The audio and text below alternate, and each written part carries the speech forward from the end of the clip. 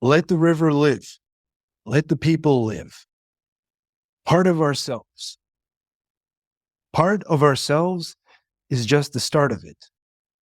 In any case, when a man must be afraid to drink freely from his country's rivers and streams, that country is no longer fit to live in.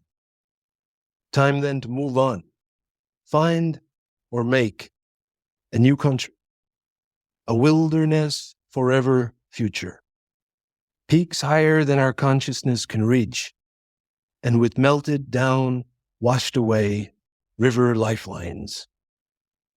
There are a few real places on this earth. Today, we're going to take a step back from conservation politics and issues and recalibrate. Consider this a free mental health service from the Rewilding Earth podcast and today's guest.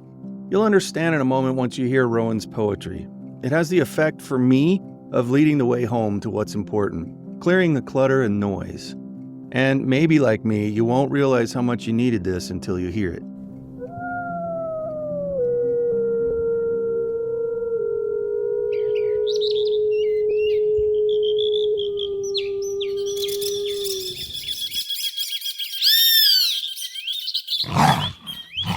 You're listening to the Rewilding Earth podcast.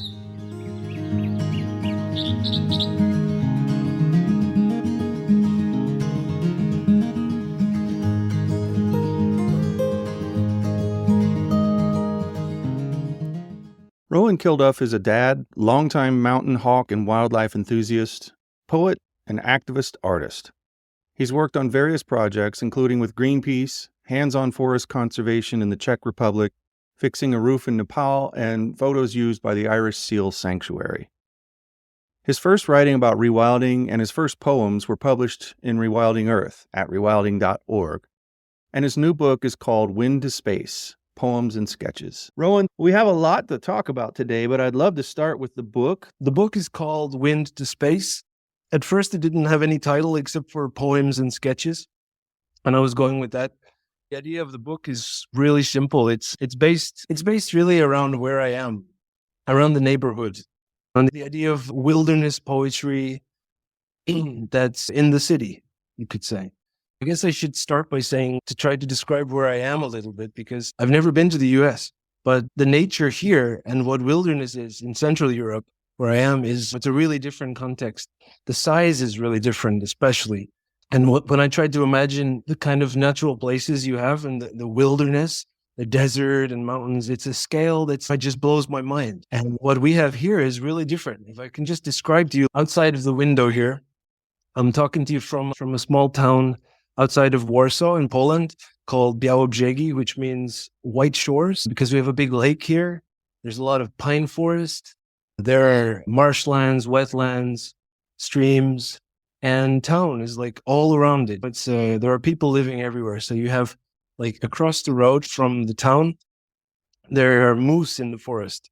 I was so excited because I'm from Ireland originally and we don't have this kind of wildlife. So there are moose, there are wolves, like a wolf almost got hit by a car, like back in the winter, just crossing the road right outside here.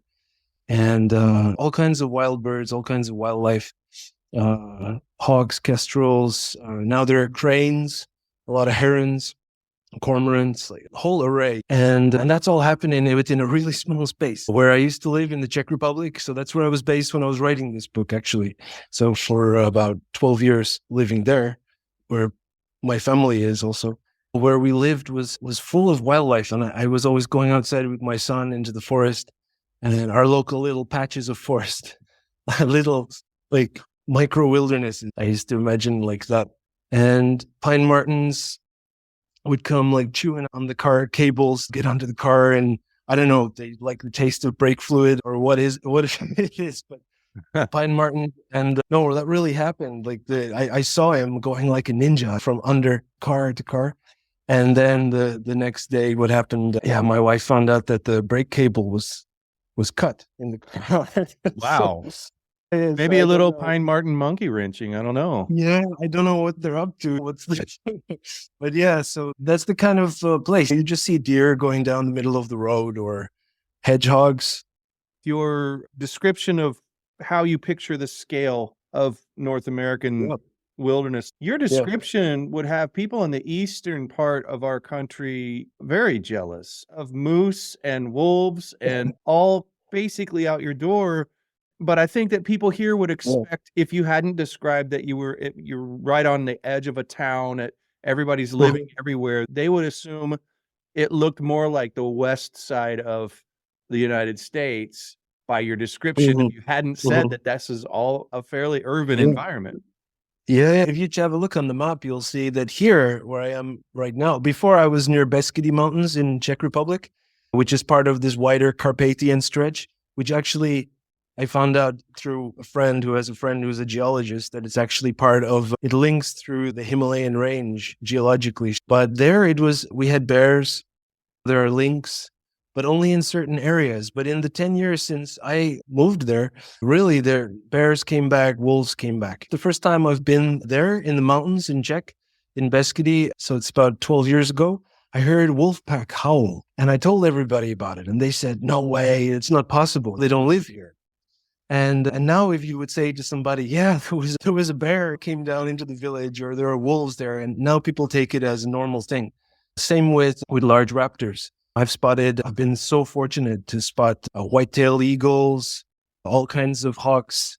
I've seen an eagle owl in the city. Yeah, I had to write to the Czech ornithology group about it. And the guy was so surprised and unhappy for the news because they're pretty rare. There are still a few animals on my list. I haven't seen osprey in the wild, and I'd like to. The picture I'm trying to show is that, yeah, I'm talking about a real urban environment, and yet you have wilderness all through it. How I see it, wildlife, these wild lifelines all the way through. So it's not even a hidden layer. It's right there. It's very visible. Yeah. And so we get, of course, we get all the small birds, like chickadee size birds coming in and living, nesting in the vent pipe from the kitchen and things like that. And for a while we lived in a cottage, this little kind of cabin, a wooden house on the edge of the forest. And that's where every night you would have deer running around in the garden and all kinds of animals, like about eight to 10 hawks circling. They had a meeting point right out back of the house. One would start circling and calling, and then they would all start meeting there. Some kind of special place for them. I've been really lucky by the animal encounters I've had over the years here. And I guess that's what that's what gave me the idea really to do this, is along with a lot of inspiration that I got from other writers. For example, one of my favorite all-time writers has got to be Gary Snyder. Mm. And I don't know if you remember, but I had one of the first 5 poems I ever had published were on Rewilding Earth. And one of them was a little dedication to Gary Snyder on his 90th birthday. He's the writer I keep coming back to over and over again. And I just I always have his books nearby and take him as a kind of a guide. I guess just the other thing to say is, mentioning Gary Snyder, is something he said about what poetry can do. And I guess that's important in this case is he said that he got Southwest specifics from Drum Hadley's poetry, like how to relate to, I think, the blue sky and turquoise. And he says that he gives us maybe how to relate to winter rains and large conifers. So we're all relating to our places. And Yeah. that's the thing poetry and art can do for us. So I'm coming from this place. And yeah, I guess I'm trying to, it's not bridge the gap, but it's more like just show that there isn't any gap at all. There's no space between the wild and the city environment. And so we're all just here, and it's completely permeable and interconnected all the time. So yeah, to that, of course, I'll be really glad to read you a few. So this first one makes sense as the first one. And it's called the short list, or it could be neighborhood short list.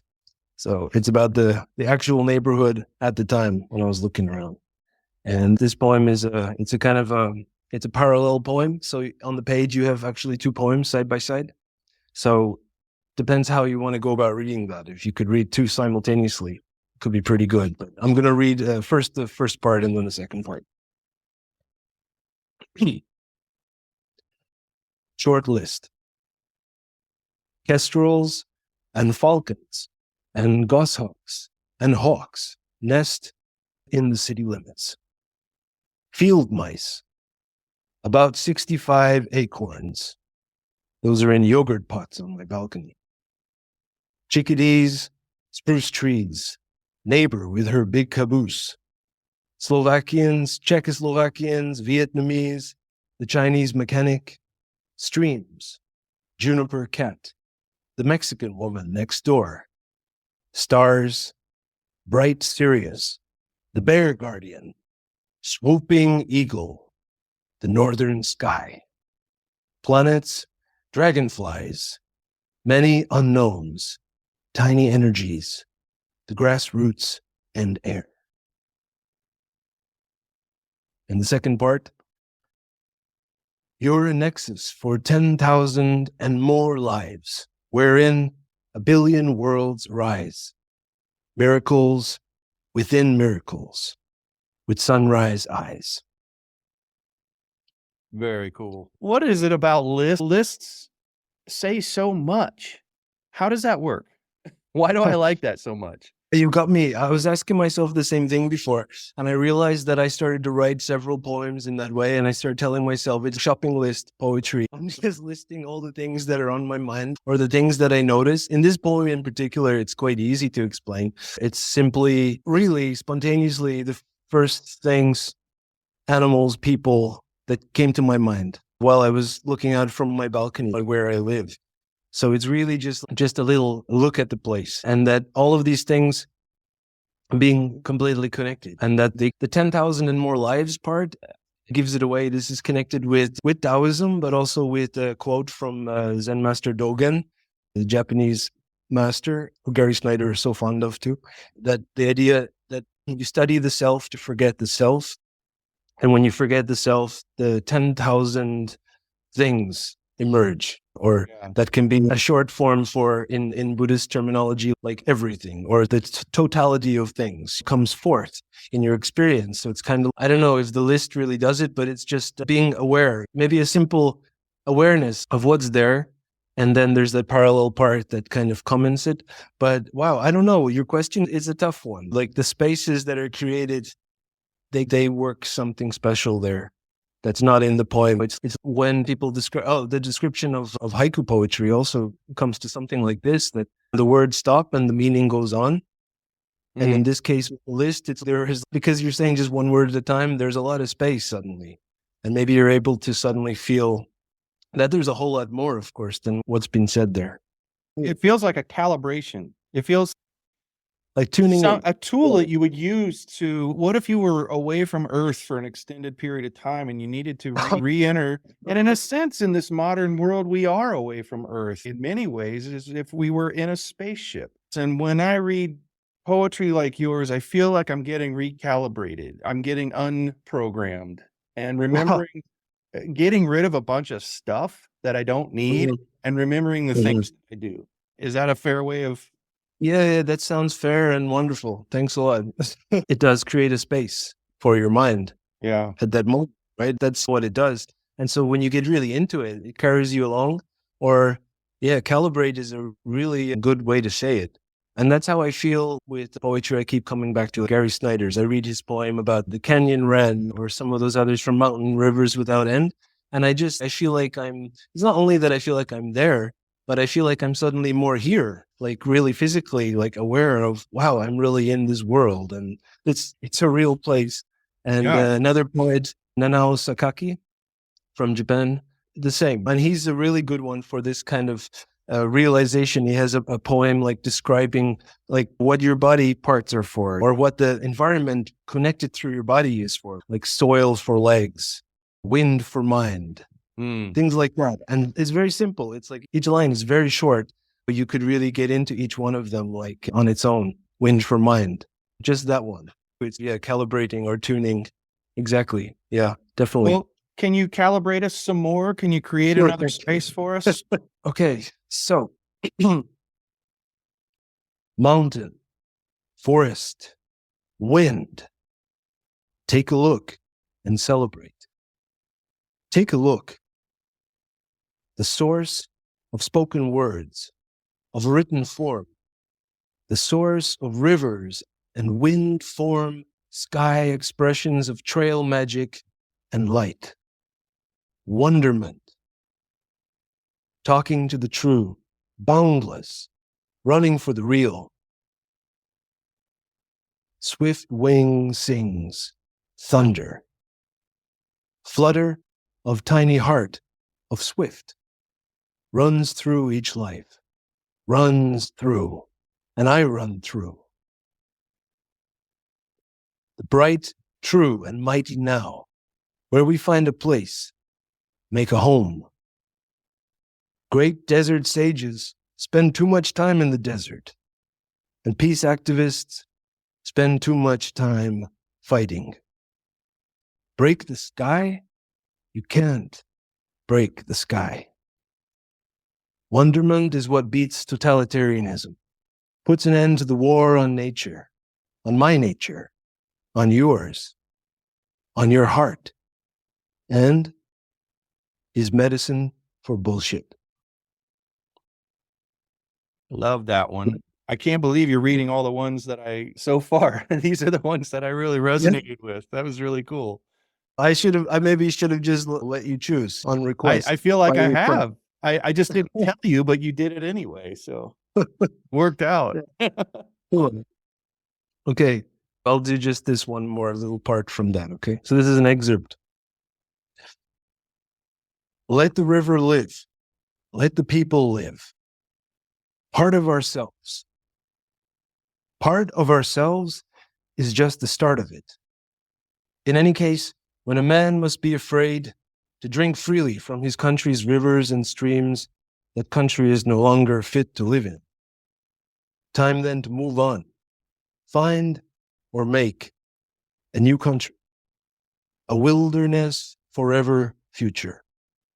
Peaks higher than our consciousness can reach, and with melted down, washed away river lifelines.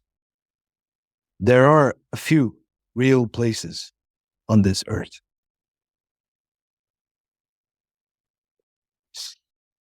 And one more called Walkabout Song. What's the way to peace? Walking all these ways in peace. Walking in brightness. In the crack dazzle summer. Mirror hawk, mountains at the break of day. Say, where is the way? The zing of not searching anything. Peace songs like sky, out beyond the edge of the world. The river of ancestors walking into the future. The kids sing, kids run, play, go hand in hand.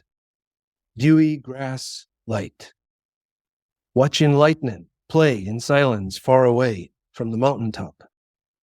Wind play, wonder of a whoosh of wind through trees, through long grass, through a dream. The wind blows through a dream, a part remembered spark. Walking, I am a song, I walk here. Ever running streams, born of this earth.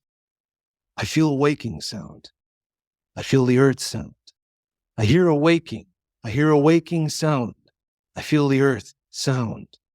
Whoosh through a dream, bright silence of the sun. Love it. You're working on a project that I want you to talk a bit more about. The idea is to take these places that are in the urban environment, some of them that are just, plain ugly, some of them that are empty, and use these places to let people know who their neighbors are in the wild community. So in the larger community, basically to show people who maybe haven't thought about it before, that their neighbors are deer and foxes and moose and all of these amazing animals. And they live right here. And if people would see maybe some 24-hour monitoring footage of their town streets and their roadway, and they would see amazing things. They would see a moose moseying down the road in the middle of the night, stuff like that. And to actually appreciate them. So first thing is highlighting that they're even there in the first place. And my idea was to do large murals. And so what I've done first is I've just taken photos of various spaces and used some sketches and photos and done concept art of maybe 6-7 places so far, and including the local library I put the big heron on the side of it and some cormorants. And one of the buildings like that I can see from my window has a big tree right next to it, and I have squirrels jumping. They look like they're jumping from branch to branch, but they would actually be painted on the wall. I would have to work out all of the logistics of doing it. For now, it's just a concept art project. And I'm hoping that, to get it displayed, have a small exhibition, and then maybe get some local support for it. You're listening to the Rewilding Earth podcast. Did you know we also publish insightful and inspirational content from leading rewilding scholars, poets, artists, and organizers from around the world? You can visit rewilding.org and sign up for our weekly digest to receive brilliant, fresh insights on everything rewilding.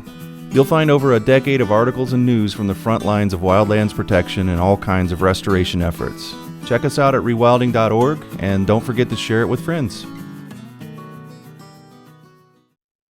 If you want to see the pictures that Rowan's talking about, you can go to rewilding.org/pod, and this will be episode 124. And in the extra credit section, you'll see the links to the images that Rowan's talking about. And what's getting me to think about it more and more is, for example, Planet Earth. David Attenborough, Planet Earth. What they always said was David Attenborough wanted to be more activist for a long time, for many years, but BBC really wanted to just show the beauty of nature and all its splendor and magnificence, and people would fall in love with the planet, and therefore, somehow more subtly, they would unconsciously want to protect it, like Jacques Cousteau's famous saying that people only protect what they love. So show them the oceans and get them fall in love with it, and then they will care about it. And what I'm concerned about is that these days, maybe people are getting bombarded with instructions on how we should live and what we should do better and how we should change the world and save the world in a hurry. And what I'm wondering is it really effective or not? So I guess how to share ideas in that case with people who maybe already got overloaded with them or don't even want to know about it or don't even know that they need to know about it. I think this episode is an example of how information travels in a way that rides on the back of what would seemingly be entertainment or something I can casually just tune in and listen to. I really like the idea of things happening for listeners and that growing listenership to share it. That happens to me when I find a podcast or a movie or a song that I wasn't really looking for it, but all of a sudden I find myself leaning into it. I think content has to flow that way now. The BS detection that people have for contrived 15 ways to do something or the top 10, but it's the things we find in the cracks. I think the content that looks like it wasn't intended for you, then all of a sudden is the most appealing thing. Yeah, exactly. And that's the thing, but we have to hope that someone will find that and will walk around that corner. Yeah. And I guess that's what I hope, that some part of what we're doing actually fills that role, some kind of adding to some kind of transformation that's happening without telling people what to do, but more like this Gandhian way of being the example. You just do things in the way that you really feel it, that authentically, and then hopefully people will be affected by that. But that's really about the small changes, and that's the second issue that I think about a lot is, it feels to me these days that a lot of the focus is on the big picture, which is great. There's a step that comes after that. People then really believe that the only way is top-down change, and that the thing you should do is go out and be an activist in the sense of making the governments and people in control change the world. And that's really the best way. And I've come across kind of thread of thought that people are catching on to and believing that their own personal ability to do things in their life and their own personal responsibility is somehow diminished in the face of this huge mountain of stuff that we're supposed to get done, and that it should only come from the top. And so I'm always thinking about it, that at the same time that I know that there's very necessary activism, maybe the focus is a little bit gone too far into looking for everything coming from the top instead of what we can do in the local grassroots, step by step, really small changes. Because if everybody it's a really obvious thing to say, and it's very easy to say, but if everybody does the changes in their lives, then even just small ones, then it can really, and it will, change the world. Wholeheartedly agree. Looks that way. If the top-down approach worked, why do we have to constantly defend the idea of protected wilderness in North America? Right. There are people out there who want us to feel disconnected from having any sort of agency in our immediate surroundings, and certainly big global issues or national and regional issues. It serves them well for us to feel like that, and it is our responsibility to not, and use things like we're doing today to recalibrate to what's important. I was just going through a little bit this book again by John Takara. The book doesn't have the catchiest title in the world. It's called How to Thrive in the Next Economy. But it's a very important book where it actually shows little examples throughout the book of what's actually happening right now in local communities and how they really tackle their energy and what they do to, I don't know, have more cyclists in the city, what they're doing to be more environmentally aware and sound. And he ends the book with a really great statement, which I recommend everybody, about how change happens. And he says that it can also be a sudden transformation that seems impossible till it already happened. And that he says that when people look to the top-down change, basically you're looking in the wrong place because they're not the captains of the ship. He says let me get it right. He says that they're following a script of like misinformed society. And where it really comes is reconnecting with each other, reconnecting with the places we are, and then doing things in these smaller communities. And I guess that's where it's always been and where it always will be. Have you seen it that way too? Yeah. You're playing a vital role in that today and in everything that you do that I have seen with your work. And the final thing might be, why do it? If you feel like you're not going to reach enough people to save the planet, in air quotes, or you're not doing enough I'll tell you what my answer is. I'm going to do this no matter what.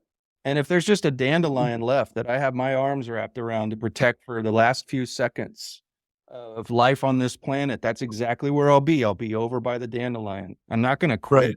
Whether people Right. are listening, whether it's having the effect that I would dream of it having, it doesn't matter. And I feel like the only way that when I talk to artists and the patterns that I've noticed is that they all feel the same way. I'm going to do this no matter what. And if it turns people on, great. I love that. I want that. I hoped for it. But even if it didn't, what else would you do? If you know what your life's calling is, you got to do it no matter what.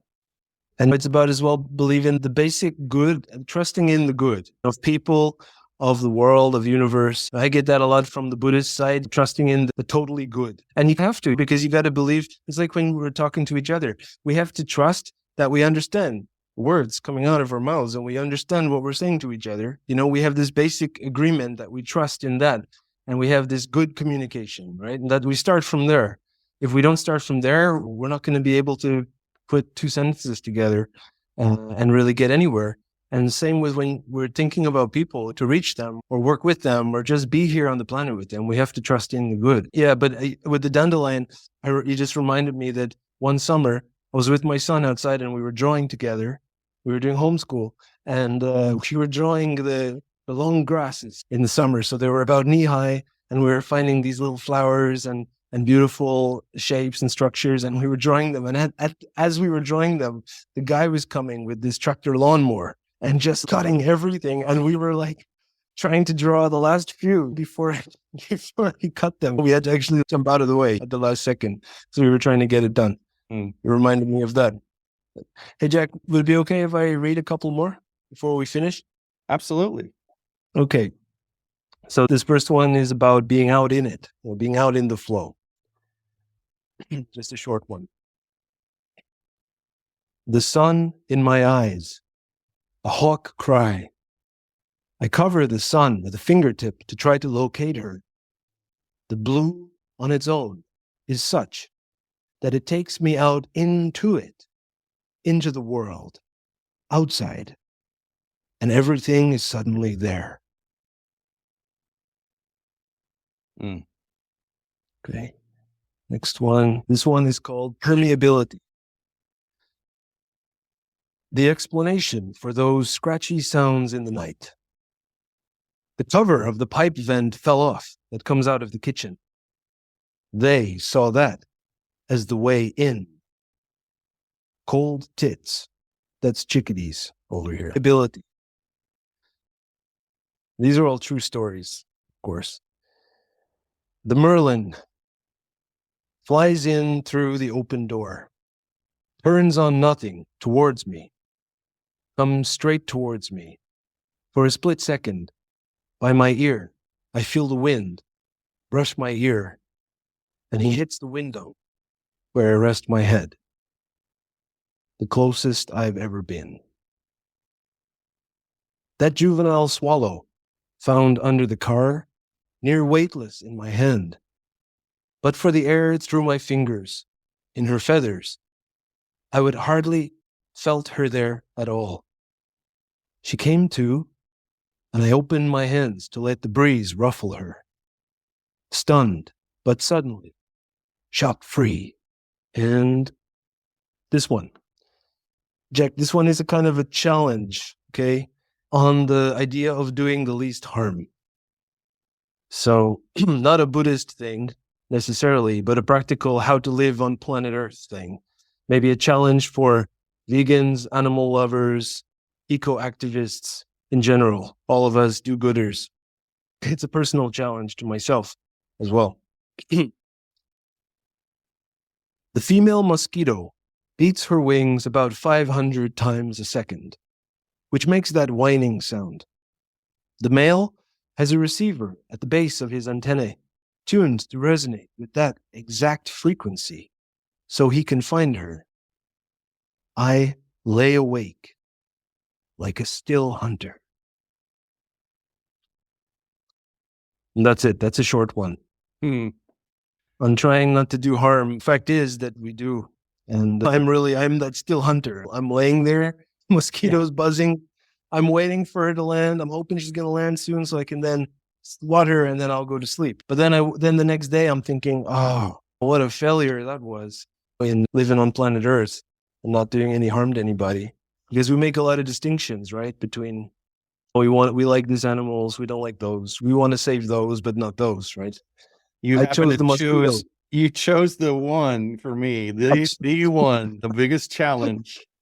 I know, but when you think about it in a non-discriminatory way, where you're trying to be good to life on Earth, right? And we don't even get started yet on the inorganic forms of life, inanimate forms that may also be alive. Like now, I was reading Fritjof Capra a little bit again, and he was talking about this, in his systems view of life, and that, it might be also that inanimate objects are alive, so you have rocks and stuff. And I noticed an article earlier this year or last year, I forget which, but that now astrophysicists are entertaining the idea that the sun is alive. It features all of the attributes of a biological life form, having cycles, reproducing with supernova, oscillating, like self-regulating, this kind of stuff.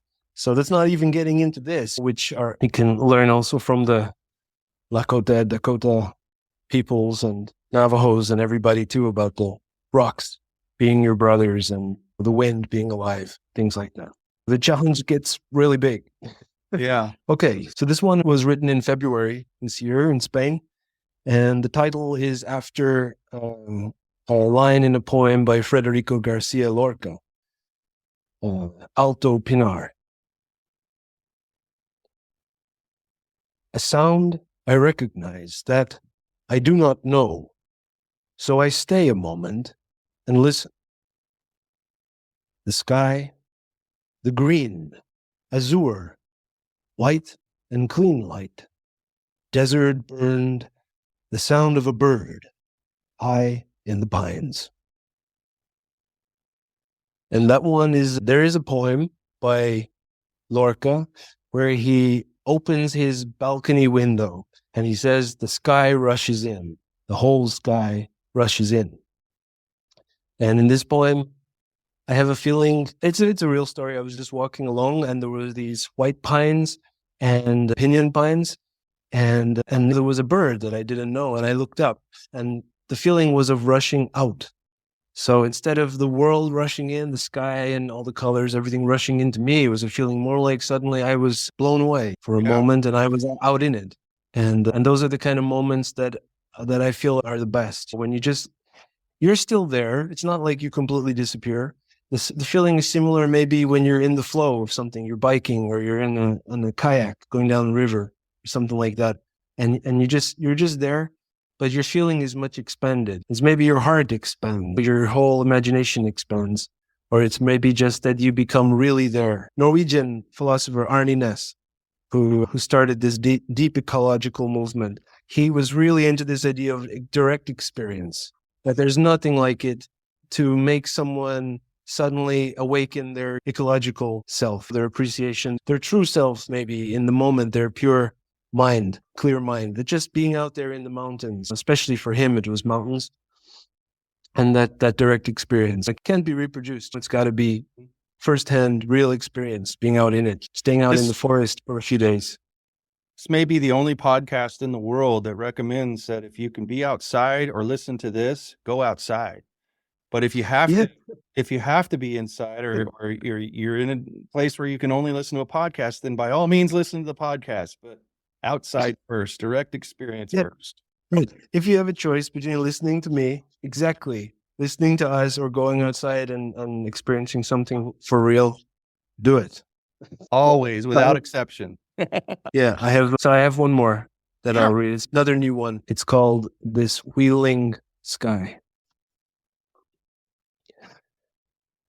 The wheeling sky, and in it, a wheeling bird, and inside, the wheeling stars, and a hawk skimming the best parts off the top. And maybe, could be you eaten by a hawk one day. And light, a little more than before. And what soars out? Clarity of word, one in the next. The wheel revolves, spins out a life, another and another. And all that is, this wheeling bird in the sky. And to say it another way, that's indebted to a lot of poets. Gary Snyder's got a poem about wheeling, Lou Welsh, Tamal Pius poem, William Carlos Williams, Robertson Jeffers, and so many others. And my idea here was that this is like everything contained in everything. And so you have the words all the time coming around, as well as the lives all the time coming around, and everything connected, and everything coming out of that. So bird, sky, stars, whole cycles of life and life energy inside this translation of thought, one to the other. And something from Peter Warshaw, he said, why do poetry? Why sing? Why do poetry? Immersed in the soundscape of rushing air and rock and water, why add anything? Can anything even be added to this totality of sound, movement, rushing? Look, isn't it all stillness? He said something like that, which I really like. So I made that into a little poem as well. And so cool. We're going to need to do this again because I think we're just scratching the surface, both of what you have to offer, but what people need. We'll find out. Yeah. Anybody who goes to rewilding.org/pod, at the bottom of the page, there's something called a survey. You just click that button and you can let me know to your heart's content what you think of not only this episode, but all the episodes, what you like about it, what you'd like to hear more. And I already know, or I wouldn't even recommend it, that people's reaction to this is going to be largely awesome. They're going to love this because they love every time we bring in artists and poets, and it's really important to give people a break, I think. So we're going to need you back to provide this service multiple times if you're game. Okay. I'll be more than happy to do it. Really, really happy to. Rewilding.org/pod. And at the bottom, we'll have all kinds of resources, the things you didn't get to experience fully today, mainly the pictures, Rowan's art. The links for that will be there. The link for Rowan's book will also be there. So, Rowan, thank you so much for taking all this time. I really appreciate it. I had a great time today. You're welcome. Thank you. Thanks for listening to the Rewilding Earth podcast. We do what we do because of you. This podcast is supported by listeners like you who long to live in a wilder world. Please consider donating at rewilding.org and subscribe to our weekly news and article digest while you're there. To go the extra mile, you can follow and share Rewilding Earth on Instagram, Facebook, and Twitter. Bonus points for sharing this podcast with your friends. To listen to past episodes, go to rewilding.org/pod. That's rewilding.org/pod.